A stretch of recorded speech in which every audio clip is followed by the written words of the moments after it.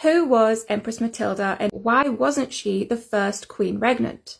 So Matilda was the daughter of Matilda of Scotland and King Henry I of England. Henry I of England did not have a male heir, and he nominated his daughter Matilda to be his successor. This was way back in like the 1100s, so like 400 years before the Tudor era, and we know how much the Tudor era didn't like the idea of a male monarch. So imagine 400 years earlier than that. People were even more behind the times. But Henry did have his court swear an oath of loyalty to Matilda before he died. And they did. They all swore fealty and support to Matilda. But as I say, there had never been a Queen Regnant before. There had never been a woman sitting upon the throne. And so they were reluctant, because back then women were still considered inferior to men. So upon the death of Henry I in 1135, Matilda inherited the throne and was set to become the first Queen Regnant of England.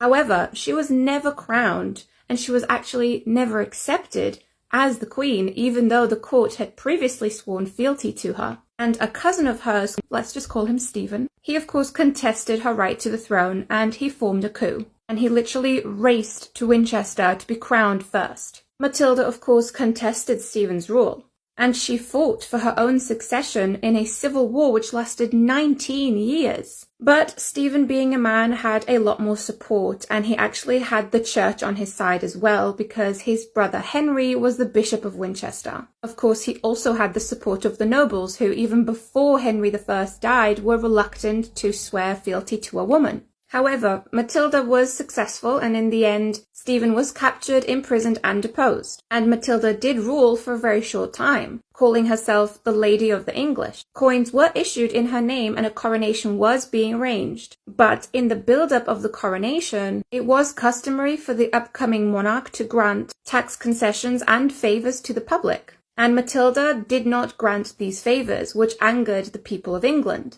The crowds grew hostile and a mob formed, and Matilda was forced to flee to Oxford. Her cousin Stephen was released from prison, and Stephen took control of the city. And the fighting for the crown continued for like another 10 years, but in the end Matilda moved to Normandy, and she began to promote the support for her son Henry to be the successor of the throne. So while we can think of Empress Matilda as a fierce, nearly Norman queen who battled her cousin Stephen and the sexism of medieval England for 19 years, Matilda was not the first Queen Regnant of England. She would have been the first queen to rule in her own right, had she been crowned back in 1141. And she was the first female to be named as an heir to the throne of England, a right for which she fought for fiercely. But as it happened, England did not see a Queen Regnant of England take the throne and be crowned queen for another 400 years when Mary I became queen. Because unlike Matilda, Mary I